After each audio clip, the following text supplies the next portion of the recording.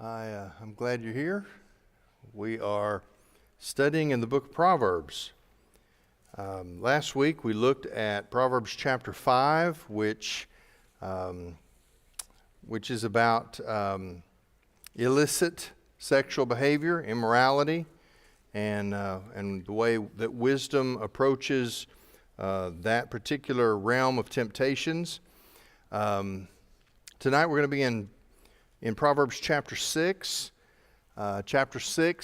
Solomon kind of switches the conversation. He's continuing in sort of this theme of dealing with bad choices, or really avoiding bad choices. And so in chapter 6, he moves into the realm of money. Particularly, he talks about what it means when you allow yourself to succumb to bad debt, also a poor work ethic, and what I've called a prideful self-sufficiency. And so on the outline that you have there, he starts with, we're going to talk about money in this chapter, but the chapter is broader than just that. In fact, when we get on into the chapter, we're going to come to what I've called the Israelite version of the 7 deadly sins. The 7 deadly sins came out of the medieval church, and if you track the history, they changed periodically. Different church leaders, particularly popes, would alter the list here and there. They would combine one or two together so that then they could add another one on the list. But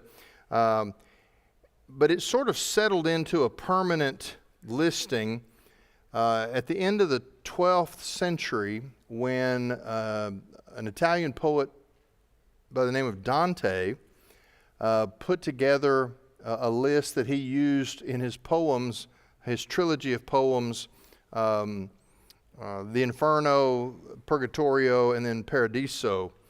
And so after Dante's work, the 7 deadly sins kind of settled into a recognized grouping.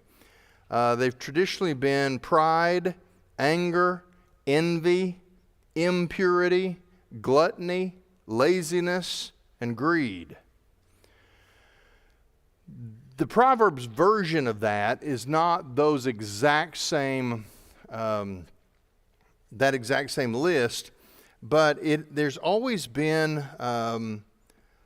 sort of a natural tendency in the realm of discipleship. We don't call it that in the Old Testament, but what in Proverbs is repeatedly presented as parental training. There's always been sort of an impulse to catalog sin so that you could identify it, so that it's one thing to say, be good, make wise choices. I mean, the traditional things that mothers say as their kids go out the door. But it's something else to talk about specific areas of temptation and develop the strategies to deal with each one of them. So we'll get to those verses in chapter 6 where we talk about that list of things that God hates. But he's going to start the chapter talking about money, particularly the issue of debt. In the first 5 verses, I've listed this as under the title of Eliminating Debt. Chapter 6 in Proverbs says, "My son, if you have become a guarantor for your neighbor, or have given a handshake for a stranger, if you have been ensnared by the words of your mouth, or caught by the words of your mouth, then do this, my son, and save yourself. Since you have come into the hand of your neighbor, go humble yourself, and be urgent with your neighbor to free yourself. Give no sleep to your eyes, nor slumber to your eyelids. Save yourself like a gazelle from the hunter's hand, and like a bird from the hand of the fowler." Now, framed again like everything that we've seen before in these early chapters of Proverbs, it's framed as parental advice, a father passing along wisdom to his son, and he switches now to the topic of money. He's going to talk about debt, but we need to understand the context here. Biblically speaking, debt is morally neutral as a concept. But the problem here, and the Bible is very clear, that while it doesn't condemn borrowing and lending in 100% of general situations, there's strong instruction, particularly in the book of Proverbs, that warns of the monetary and the moral consequences of finding yourself in debt that creates financial slavery to another person. That's what he's talking about here. Debt is debilitating and demoralizing. I read in Randy Alcorn book. He has a little brief book that he published years ago called The Treasure Principle. And in that book, he mentions the story of a pharmacist who, and this has been a number of years ago, but he had a $27,000 a year annual income, but he had 800 credit cards that he had used to accumulate $9 million in credit debt. Now, where the line is that between debt that is an instrument or a tool for wise business practice and where debt becomes oppressive, that is a situation that has to be determined in particular circumstances. But I think you can say that a $27,000 income with $9 million in credit card debt, that has long since crossed that line. The reality was, the reality of that situation is that debt is, as I put it, debilitating and demoralizing. No one can live a happy, prosperous life, the kind of life that Proverbs recommends, in that kind of condition. Oppressive debt strangles the good life. It chokes out the possibility of it. Proverbs, and we're really staying in these early chapters, but I could give you some verses. Proverbs 22:7 talks about how. Let's just go ahead and read them. I'll give you the reference, but there's several of them here. In Proverbs 22:7, it says, "The rich rules over the poor, and the borrower becomes the lender's slave." Again, these are proverbs. They're general observations about the way life usually happens. They're not promises, and they're not hard and fast rules. They're observations of what is typically the case. In that same chapter 22, verse 16, it says, "One who oppresses the poor to make more for himself or gives to the rich will only come to poverty." In other words, the lesson of these verses is bad financial management will have a natural consequence that you will eventually get caught up in. I saw a documentary a number of years ago, and it followed a number of over a several year period. It followed the career of a number of high first round draft picks in the NBA. 21 and 22-year-old kids that signed 8, 10, 20, $30 million contracts. And it showed how after just a career that sometimes because of injury or other things only lasted 5 or 6 years, they retired only to end up working in grocery stores or other places because they had no money left. They had nobody that they turned to for advice, nobody that showed them how to handle the money that had all of a sudden sort of fallen out of the sky. Proverbs tells us not to take life for granted. When it comes to money, there is a difference between, there are some people who think that long-range planning is a mark of a lack of faith. Well, we just trust God. Why would we need insurance? Why do we need estate planning? But debt is, in oppressive debt in particular, is actually the same thing as long-range planning, except in the negative. It presumes upon the future. I don't know how many times I've talked to people who have bought a car or they've purchased a house in anticipation of the raise that's coming, or the bonus that will be here at the end of the year, or the promotion that they're going to get, or the sale of stock that they're going to play out. And they jump the gun and they spent money presuming on the future. Advertising plays on that impulse. The reality is, advertising offers us things that encourage us not to restrain our appetites, but they take advantage of our lack of self-control. Listen, the world doesn't give you anything for free. I mean, when you hear the commercial that says free interest for 1 full year, it's a trap. Why is it a trap? I mean, there's no interest for a year. Yeah, but here's the question you have to ask yourself.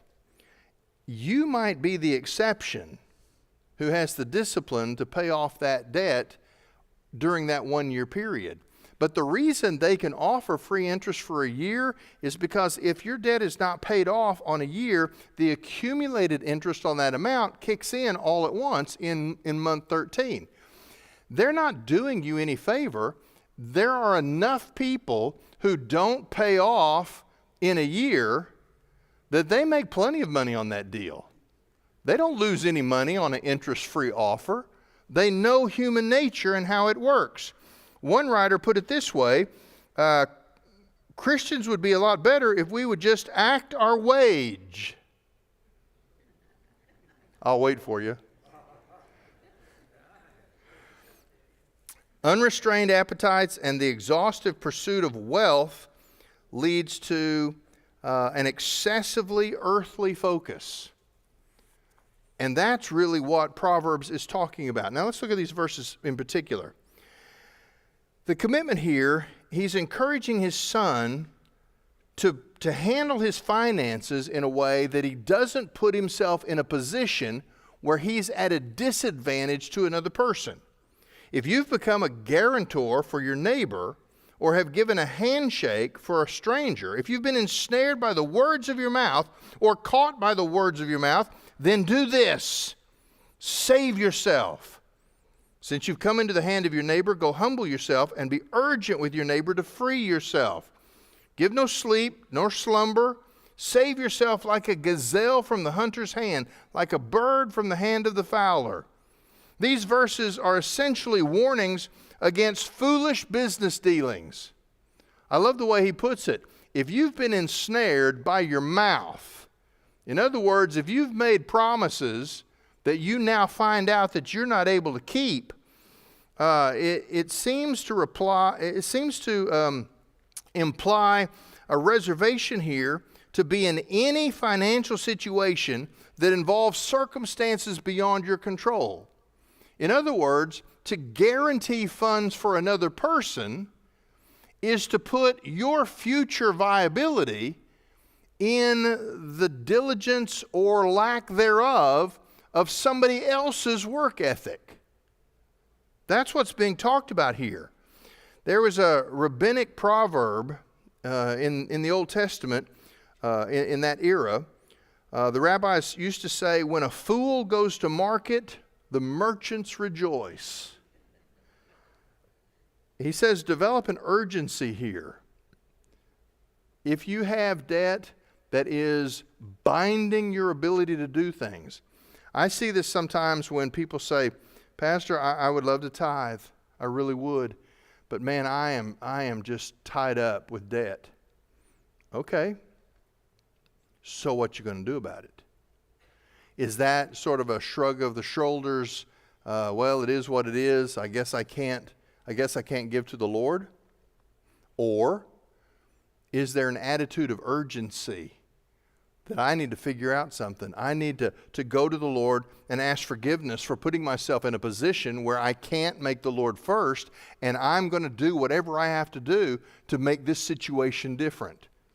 That's what's being That's what's being charged here.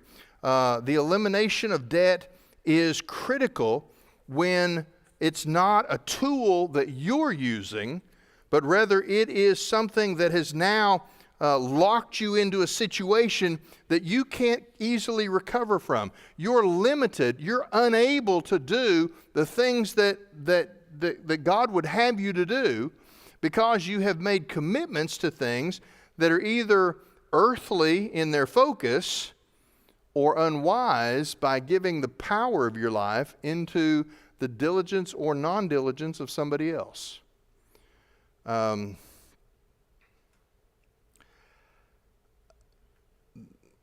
We don't loan money as a church. We often give money, and sometimes when a person receives money, the Lord brings them to a place of gratitude where they come and they give that money back. But we are not money changers. We are not money lenders here. And I think that's part of the strategy of Proverbs is, by the same token, if you don't want to be in a situation, there were not only rules in the Old Testament telling you not to get yourself into a situation where you were beholden to somebody in a way that was oppressive and you couldn't function. There are also strict rules throughout the Old Testament law about being on the lending side of that equation. The Jews had strict rules that they often did not follow. God didn't want the Jews to charge interest to other Jews, to other Israelites, when they loaned money. Why? Because giving money, helping people, that's a core value of the faith. Making money, taking advantage of people in tough situations, that is not something that honors God. And so, he's going to tell, this chapter is not talking about the lender side, it's talking about the borrower side. But he says, if you find that you can't do the things that you're called by God to do, there needs to be some urgency in your mind to make things right. I wish we could develop that sense of urgency sometimes, as opposed to just sort of resigning ourselves to the fact that I'm stuck. I counseled a young couple a number of years ago. They grew up, neither one of them had ever had any serious instruction on money. They both went to college. Then one of them went to graduate school. Somewhere along the way, they learned that educational loans were not just for tuition and books, but you could also get them for living expenses. So here was a husband and wife, 2 bachelor's degrees and a master's degree between them, highly educated, making combined maybe $3,000 or $4,000 a month, with about $140,000 worth of educational debt between them. And immediately, the stress put their marriage in real strain. They actually had a higher monthly student loan payment than the rental price of the house they were living in. That's who we're talking about here. Now, to their credit, with no training, they came and said, what can we do? And we began to try and help and guide and advise, and they had an urgency so that eventually they wouldn't default. They would actually be good to their word and pay it. They're not out of debt. It's been probably 10 years. They're not out of debt, but they have made serious advances in that direction. Wisdom is the word here. In the same way that wisdom relates to sexual temptation and illicit behavior, it's related to finances as well. In verse 6, I've called this planning prosperity. Planning prosperity is not simply about money strategy. it's also about your attitude, your mindset, your approach to hard work. In verse 6, it says, "Go to the ant, you lazy one. Observe its ways and be wise, which, having no chief, officer, or ruler, prepares its food in the summer and gathers its provision in the harvest. How long will you lie down, you lazy one? When will you arise from your sleep? A little sleep, a little slumber, a little folding of the hands to rest. Then your poverty will come in like a drifter and your need like an armed man." Basically, he says, prioritize your work life. In verses 6 and 7, he uses the analogy here of ants. Ants have no obvious leaders, and yet in their cooperative relationships, their community operates efficiently. Each one does his part and works together to further the overall enterprise. It is a useful financial strategy to give yourself in a work relationship, in a cooperative venture with other people who also are hard workers. When we get to the New Testament, this is in the context of eschatology or last things and the coming of Jesus. But the church in Thessalonica had an issue because they had developed the idea that Jesus was going to come back any day. And that's not a bad attitude to have, but the way that played out in Thessalonica was there were people who just quit their jobs. They just sold off, or gave away whatever it was that they had, and waiting for Jesus to arrive any day now, they lived on the generosity and the hospitality of the church. And Paul doesn't pull any punches. He says, you tell him, if a man doesn't work, he doesn't eat. The idea here is it's okay to have a mindset that Jesus is going to come back any day. It is not okay to have a mindset that when Jesus comes back, that we're going to be sitting in white robes on a mountaintop somewhere twiddling our thumbs. He wants to find us in the middle of what we've been called to do. That is being faithful, being productive, being useful, pursuing the vocational calling that we've been given. And the suggestion here with ants is that we should find our way into relationships with like-minded people. If you've ever worked in a business, this will shoot your motivation right in the foot. If you've ever worked in a place where you were the hard worker and nobody else was, Proverbs says you need a new job. Why? Because you are not going to be successful in a company that's not going to be successful because it's populated by people who aren't diligent in their work. My daughter, years ago, when she was younger and still lived at home, I saw a little 3x5 card that was taped to the wall over her nightstand right beside her bed. And I didn't know what it was, and I stepped into her room and looked a little closer, and I thought, oh, she's memorizing Scripture. It's a Bible verse. And I got a little closer. It was right over her alarm clock, and it was Proverbs 6:10, a little sleep, a little slumber, a little folding of the hands to rest. It was verse 9. How long will you lie down, you lazy one? When will you arise from your sleep? And I thought, well, we use the Word of God to inspire us wherever we need it. And she needed it. But it's given here, again, in the context of parental advice, basically saying financial strategy is not simply strategy, it's also work ethic. It is a proverb, a general observation of life that usually hard work pays off. But I love the analogy of the ant, because the suggestion is that hard work pays off best when you're working with other people who work hard. Future planning is in verse 8.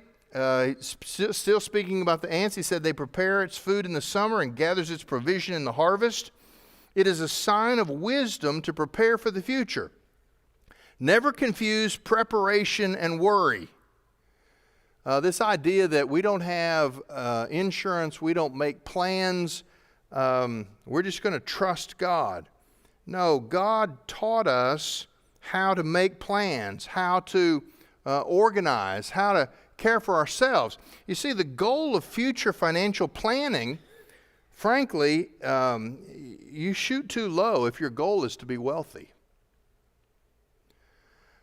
The goal of financial planning is for you to have enough so that you have more to make use of for the kingdom.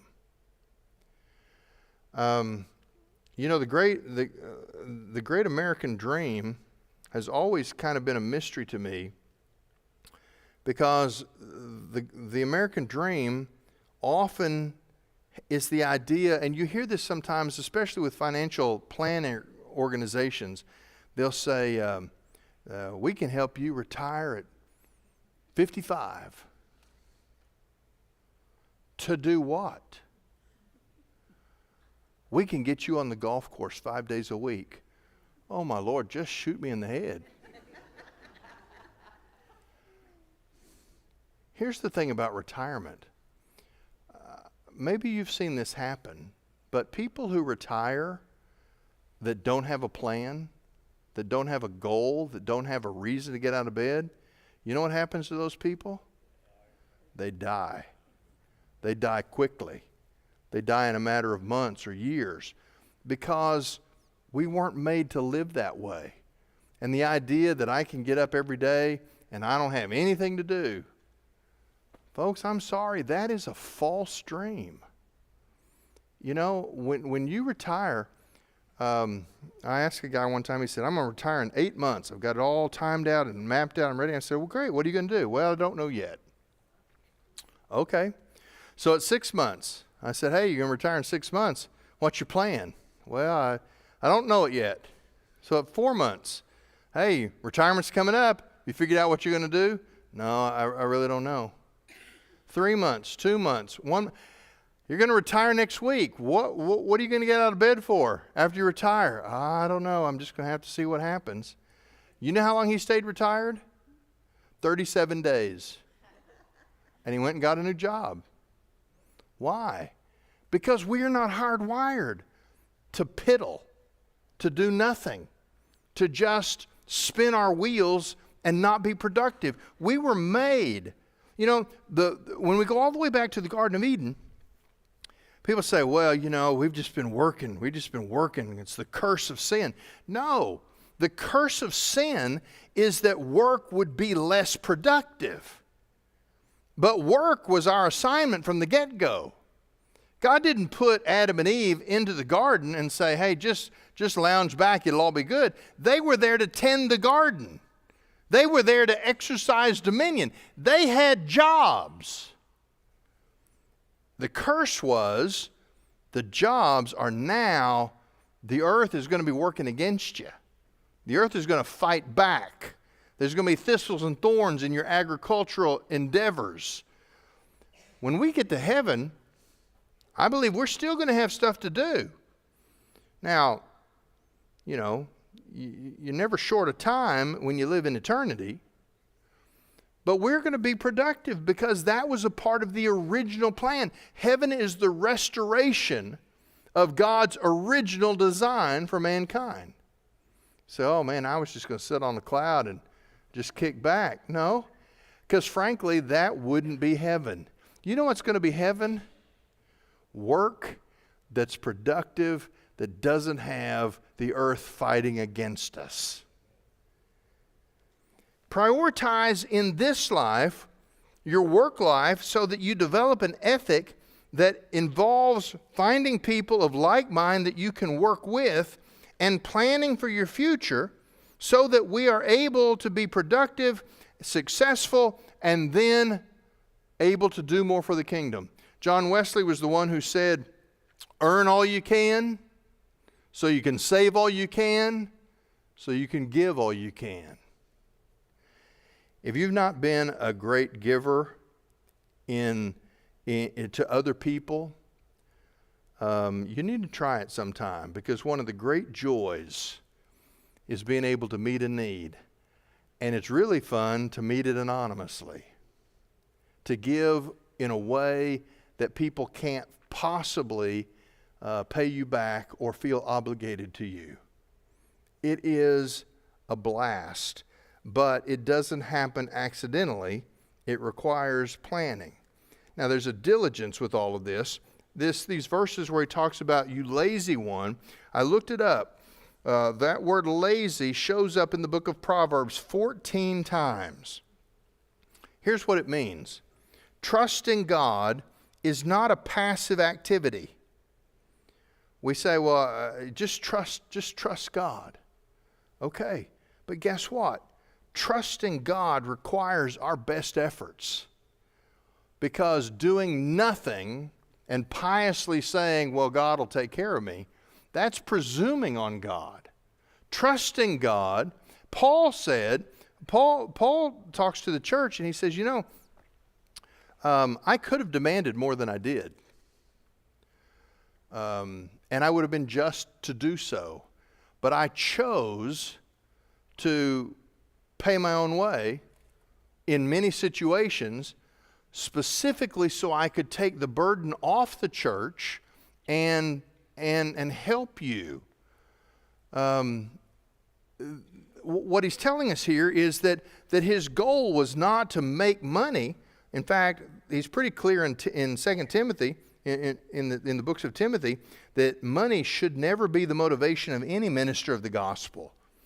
But he said, I worked hard because it wasn't the collection of funds in my savings account that was my driving motivation. My motivation was to advance you in the faith. And whatever Paul had to do financially to make it possible for him to do spiritually what he had been called and gifted to do, that's what he was willing to do. You see, when we prioritize, when we put our financial world, our work life in order, it is really an attitude adjustment more than an actual financial strategy. Well, this is not related to anything, but I ran across this the other day, thinking about these verses, and I thought you might like this.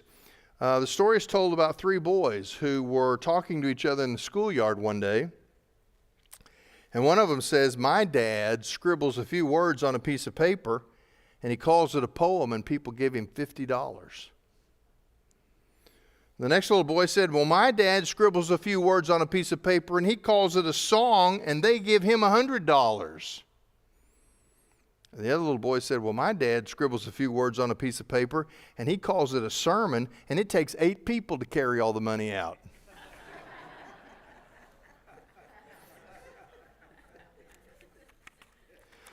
Well, let's go to verse 12.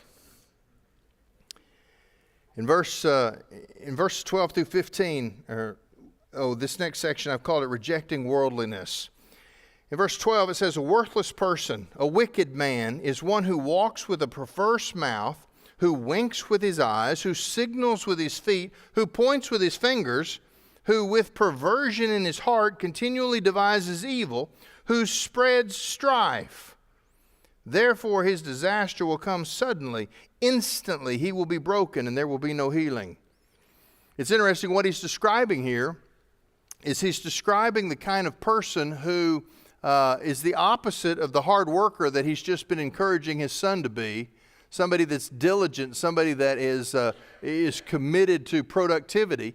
He's contrasting him with a worthless person, a wicked man, and he describes him in an interesting way. When he says he walks with a perverse mouth, he winks with his eyes, he signals with his feet, he points with his fingers, what he's describing is an unsavory character who can be found on street corners or back alleys, who communicates with his compatriots their intention to do bad things. One of the image here is the idea of 2 people who are conspiring to rip you off, to mug you, to assault you. But their conspiracy is done without ever speaking a word. They have signals, they point, they look, they shuffle their feet, they move, they communicate non-verbally. What's interesting about these verses is the implication that God knows, because God knows the heart of people, you don't have to speak your words for God to know what's going on in your mind. But he's saying, don't be like this kind of person who is killing time on the street. And look at this description. He not only uses this nonverbal body language to communicate wicked schemes, but verse 14 is a great verse. Who with perversion in his heart continually devises evil, who spreads strife, therefore his disaster will come suddenly. He's a person who continually devises evil because he has perversion in his heart. He spreads strife. Think about it this way. This is a person who's always looking for an opportunity to do something wrong, because that's where he gets his kicks. To take advantage of somebody, to steal from somebody. You know, the riots in the summer of 2020 that were always on the news, I mean, almost every night. And whatever you want to say about it, it was because this person got shot by a policeman, or this happened, or this politician did something to offend, and the crowds. Let me tell you, I don't care what the excuse was. You know, it's amazing that there's some injustice, either racial injustice or economic injustice or whatever. There's some injustice in the community, and my solution to that injustice is to break a window and steal a television set. You see, the injustice, and I'm not suggesting that there aren't situations that need to be addressed because they don't provide justice. That's the world that we live in. But I'm suggesting that if your response is, oh, there's going to be a riot about this situation, I need a new pair of shoes. And I'm going to go down and I'm going to break into that store and I'm going to take what I want. Listen, when you see people lugging boxes of things out of stores, that's not advancing justice. Those are individuals with perversion in their heart who are just seizing the opportunity to do wicked things, and there's great joy, there's laughter, there's excitement, because the impulse that's in them has the opportunity to be played out. Now, those people become kind of useful fools for others who are trying to create the crisis so that they can advance an agenda. But here what he's describing, a person with perversion in his heart, he continually devises evil. He's looking for the opportunity, and he seizes it because it charges him up. It gives him a boost. Well, remember, Proverbs is a general description of the way life usually works. Sometimes people like this get away with it, at least in this life. But verse 15 says, in general, his disaster will come suddenly. Instantly he will be broken and there will be no healing. In other words, you practice the actions of a perverted heart enough times, and out of nowhere, you're going to get tripped up and you're going to get jammed up because of the life that you've chosen to lead.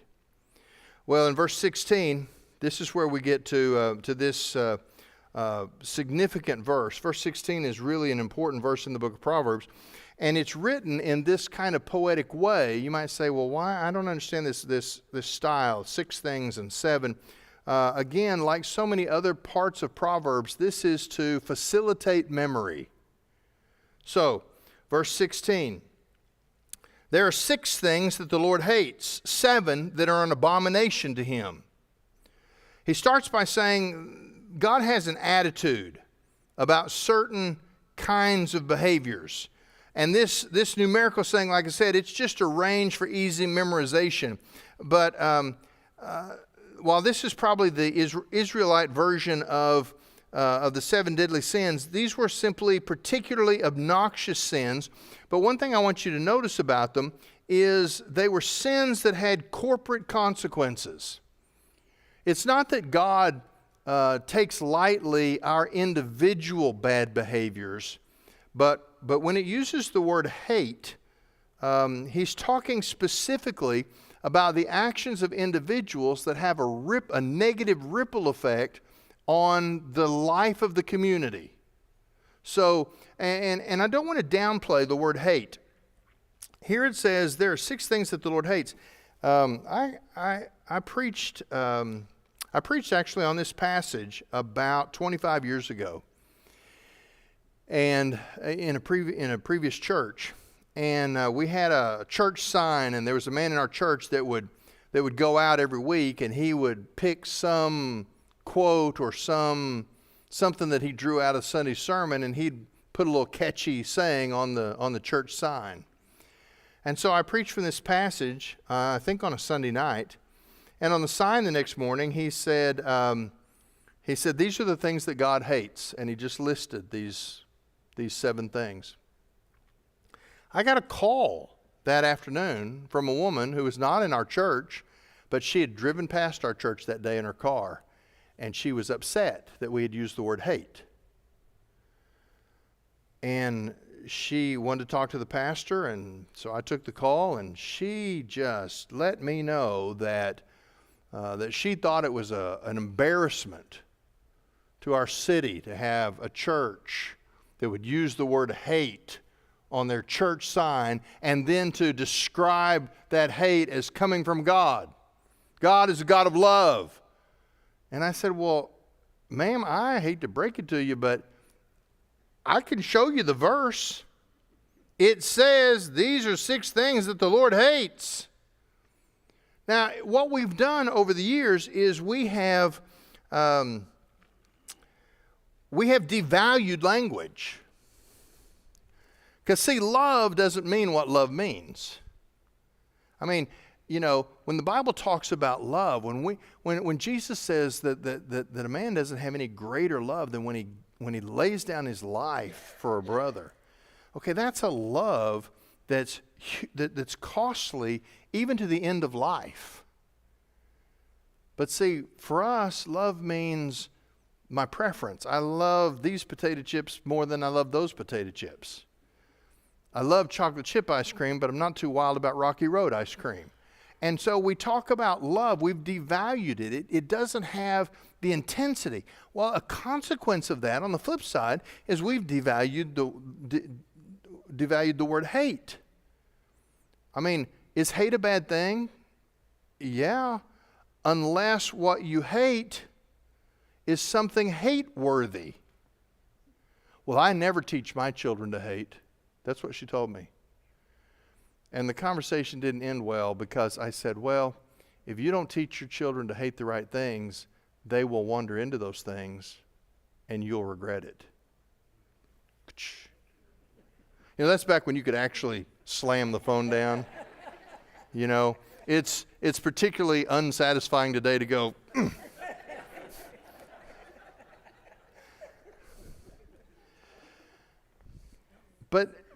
But don't minimize this. Don't blow past this verse. These are the things that God hates. They're an abomination to him.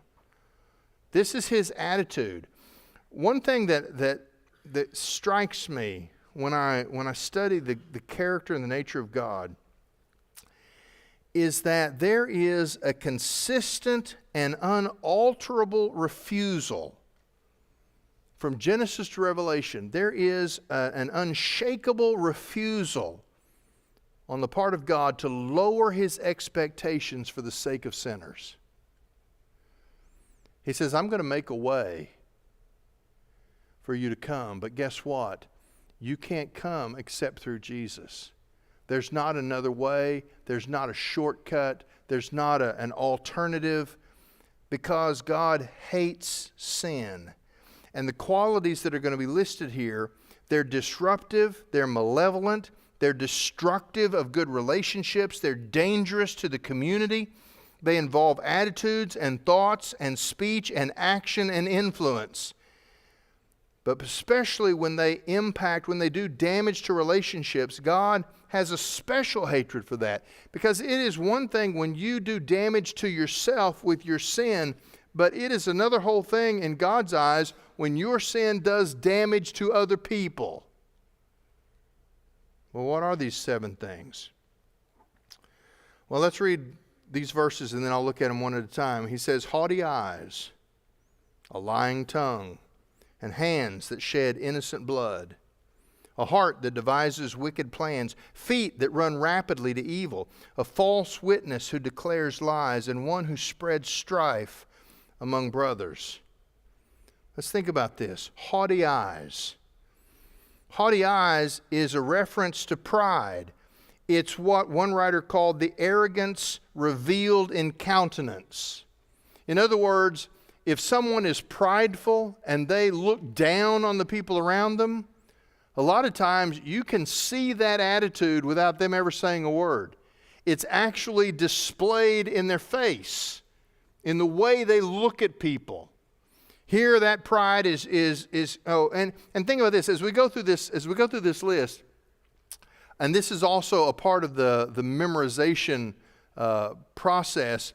It starts with the eyes and essentially works down the body with these body parts. So the sin is pride, but he doesn't just say pride. In order to make it memorable, he ties it to haughty eyes.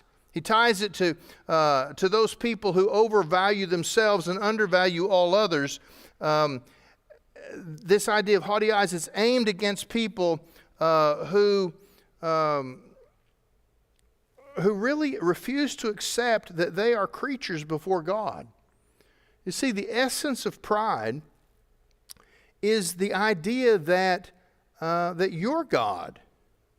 I mean, that's what pride is. That you should be in charge of your life. You know best. You're better than the people around you. You deserve a special standing. You overvalue yourself and undervalue others. And there is no respect in this attitude for spiritual principles or disciplines because you think reality should adjust to you. That's the essence of pride. But I love that he ties pride to haughty eyes. Next he says, a lying tongue. This is the sin of deceitfulness. A person who has no regard for the truth. To lie, and I love this definition, to lie is to distort reality for your own purpose. Think about that. Have you ever run across a person, I have a number of times in my life, run across a person who lies about things even when they don't need to lie? You're like, why would you do that? I mean, my mama told me years ago, she said, the problem with lying is you can't keep them all straight. If you tell the truth and you tell the truth every time, you never have trouble coming back and remembering what you said. But lies are designed to distort reality for your own purpose. It is a refusal to submit to the norms of right and wrong. In other words, a lie is rearranging facts to avoid living by the rules of life. Johnny, did you do this? No. What are you trying to avoid? Punishment. Why? Because what you did comes attached with punishment. And so a lie is trying to avoid living by the rules of life. The eyes, the tongue, but then he says, next, hands that shed innocent blood. This is to describe a violent personality who is prone to murder if the circumstances are conducive. In other words, it's a person who experiences anger but combines that anger with a lack of control that leads to a profound lack of regard for the value of other people. Psychology Today, a number of years ago, did a psychological experiment where they presented individuals in a setting. They presented a red button. And they said, this red button, This red button, if you push this red button will kill whoever you choose. And nobody will ever know. There's no consequences. It'll never be traced back to you. You can't be caught. Now remember, it's not an actual red button. It was an experiment. But people would say things like they couldn't quite believe the scenario. Wait, so you're telling me that the person I hate the most in the world will die if I hit this button? That's what I'm telling you. And nobody will ever know. That's what I'm telling you. And nobody will find out. I can't be caught. It can't be traced back to me. Nope. You can hit that button. You can commit murder. No circumstances, no consequences. It'll never come back on you. Given the parameters of the experiment, how many people do you think hit the red button? Like 89%.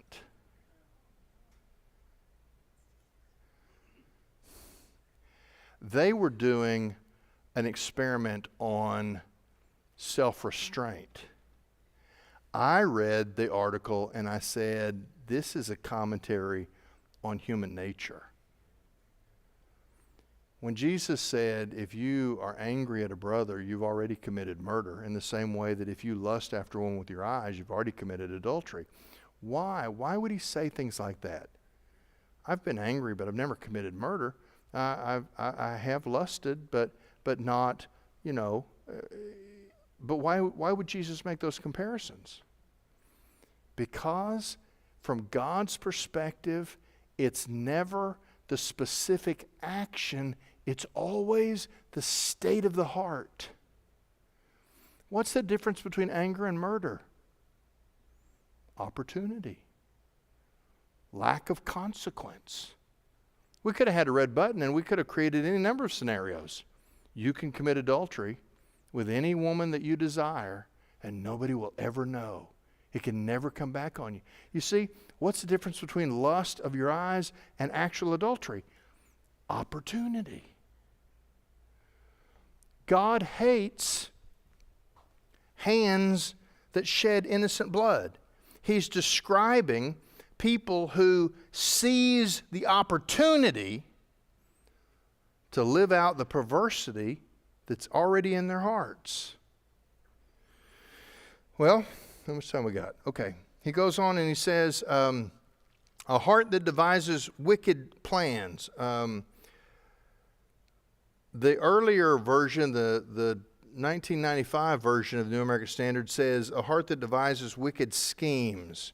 This points to a conniving character who is concerned only with manipulating circumstances in order to take personal advantage. Rules and values are used when they're helpful, and they're disregarded when they're inconvenient.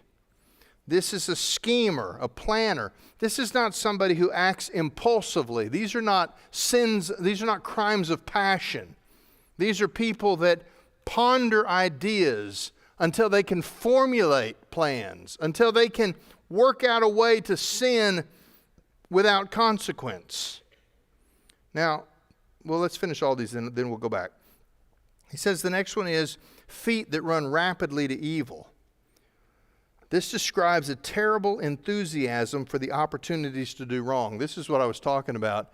There's going to be a riot tonight. I bet I can steal some things while I'm out, while there's so much going on. They rush into evil opportunities to do wrong. The occasion to sin is seen as a stroke of luck. It's like a vandal who destroys the property that he can't steal and steals everything that he can carry away. The real object is not stealing. It's just the simple joy of wrongdoing. Well, eyes, tongue, hands, heart, feet, moving down the body. But now we're going to have two specific types of persons, the false witness and the troublemaker. He says, number 6, a false witness who declares lies. A perjurer. What is the point of perjury? Perjury is a lie under oath that is designed to subvert justice to personal advantage. It is one of the greatest mischiefs of a wicked imagination to be under oath. Oath is that's a thing. We've devalued perjury. It's no big thing anymore in our generation. The power of the threat of perjury was traditionally the idea that you just swore before God as your witness to tell the truth. You have invoked God to affirm the veracity of your words. We think taking the Lord's name in vain means cussing, saying a few bad words here and there.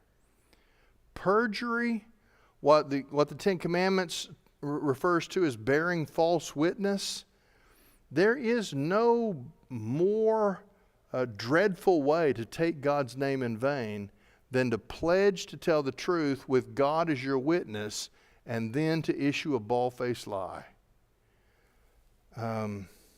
God hates that. It's an abomination to him. And then he finishes with one who spreads strife among brothers, a man who stirs up dissension among brothers, a troublemaker who seeks to break apart the bonds that hold God's people together.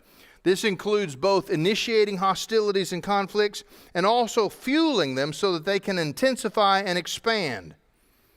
God does not lightly tolerate people who drive wedges between friends, neighbors, relatives, and church members. That's why gossip. That's why backbiting. That's why division in the church ranks so highly in God's mind and so low in our minds as serious crimes.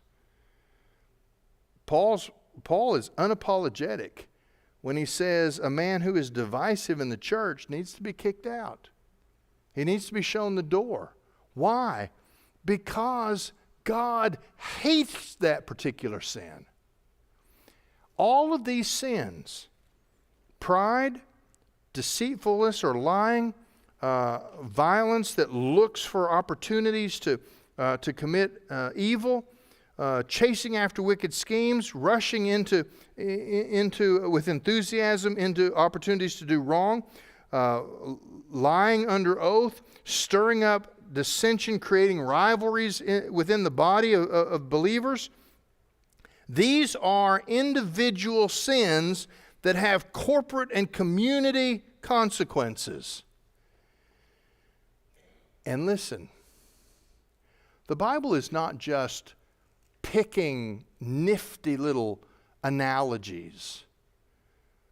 When the Bible refers to the church as the body of Christ, more than that, when it refers to the church as the bride of Christ, those are not just nifty little ways to get a handle on what the church is. You don't call something your bride unless there is a deep devotion to that thing. You know, you can talk bad about me. I've got broad shoulders. But you talk bad about my wife, and we're going to have words. And people treat the church like it's their own private kingdom, and they can just boss people around and just run it any way they want to. You've been in that church. I know I have. And God says, whoa, that's the bride of Christ. He doesn't take that lightly. I saw a man so divisive when I was in Dallas a number of years ago. So divisive. I mean, he caught me in the hallway one night, and I thought he was going to assault me. I thought he was going to hit me.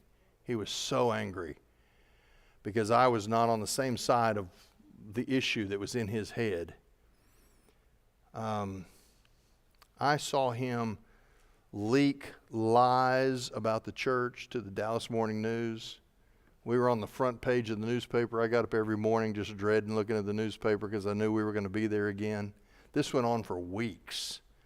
We were a hot topic of conversation in the city of Dallas, and it was all made up. It was all lies. It went on until that man got a diagnosis of liver cancer and died 5 weeks later after his diagnosis.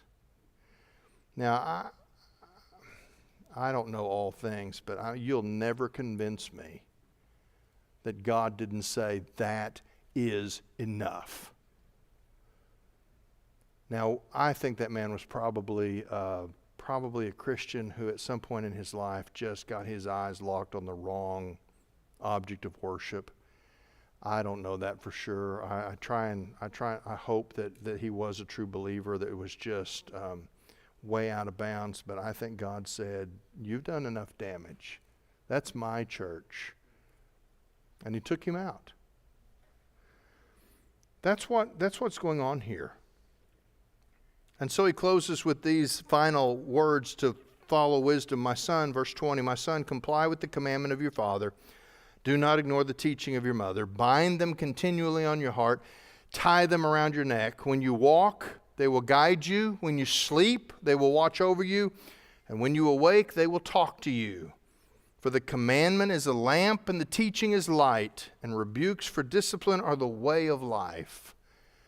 In other words, take godly correction to heart, because it will save your life. Father, thank you so much for your word, for these verses in Proverbs, for all that they tell us. Father, I pray that we would have a heart that beats in hunger for wisdom, that we would be a people who work hard because we recognize the privilege of work and the diligence that you expect of us as we represent you. Father, help us to hate precisely the things that you hate, and to not create our own list of things that we hate, because hate is a prerogative of the one who is perfectly just. Hate does not belong to us because we do not have perfect justice in our minds.